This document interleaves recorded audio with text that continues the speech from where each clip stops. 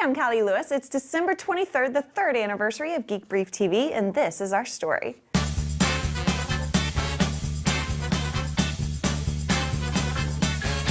First, the backstory. Long ago, before the bubble burst, the internet bubble, not the housing one, Neil and I were freelance web developers. He did the design and I did the code. There was a cable channel called GBTV that later became Tech TV. We kept it on all the time while we were working, kind of like the way some people keep a news channel on all the time.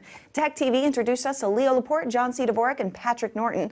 There were others, but those three guys are the ones who inspired us, and then the bubble exploded. I'm sure it was like what some people are going through now, post-housing bubble. Web dev jobs dried up. We racked up about $30,000 in credit card debt just to survive, and when we had had enough, we got a day job. Neil and I will have been married 10 years in January. When we got married, we made it a goal to always work together. There aren't a lot of jobs where you work for someone else that make that easy to do. We drove past a self-storage facility with a sign out front that said, "Hiring husband and wife teams." We stopped, applied, and before we knew it, we were working for a company called Extra Space Storage. We were burned out on tech.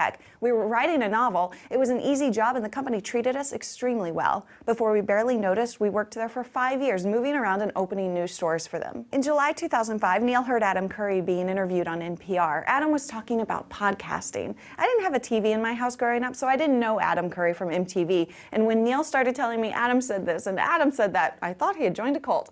Then Neil played an episode of the Dawn and Drew show for me, and I fell in love with the concept of podcasting. Dawn and Drew, a young couple who live in a farmhouse in rural Wisconsin, were doing a show from their house and building a worldwide audience. Adam Curry was doing a show from his house and building the business of podcasting. We wanted in, and when Dawn and Drew announced that Drew was quitting his day job so they could do the show full-time, we decided that's what we wanted to do. Around the time Dawn and Drew went full-time, Steve Jobs announced an iPod that played video. There wasn't much video content in iTunes at first, and we saw an opportunity. Our goal was to get a show in iTunes by Christmas. Everyone always says, podcast about what you love. We love each other, our dogs, martinis, movies, Jesus, and technology. From that list, tech seemed to be the thing with the highest likelihood of commercial success, and since we read gadget blogs every morning before work, we decided we would create a video version of our favorite gadget blogs. There was a problem though. Not only had I never been on camera before, Neil had never produced a video, and in fact, we didn't even own a camera. One morning on Daily Source Code, Adam Curry talked about a guy named Lucian who was producing a show called Daily Planet TV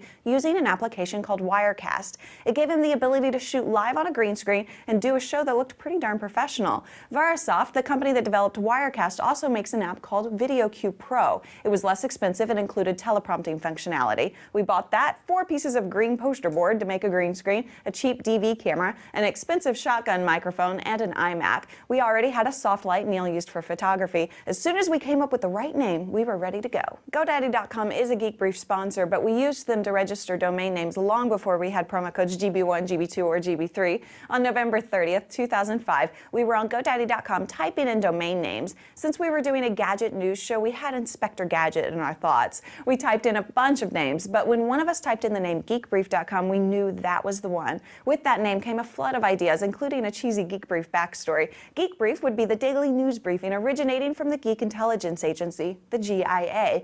I would be the international director, and my job would be to issue the daily briefing about the latest gadgets for agents in the GIA. Until we actually shot and watched the first brief, we thought the show would appeal almost entirely to guys. The first episode was meant to be wholesomely risque, kind of like how Johnny Carson was so good at double entendre.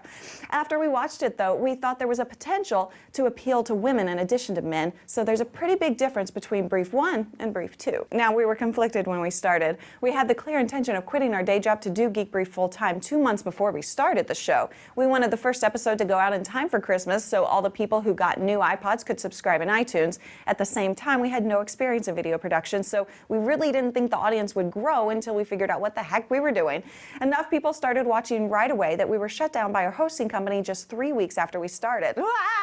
5 months to the date that we released the first episode of GeekBrief, we announced we were quitting our day jobs to do the show full-time. In order to keep the brief and GeekBrief, that part of the story will be continued tomorrow. I'm Callie Lewis. Thanks for watching. All I ever wanted on my Christmas morning was you.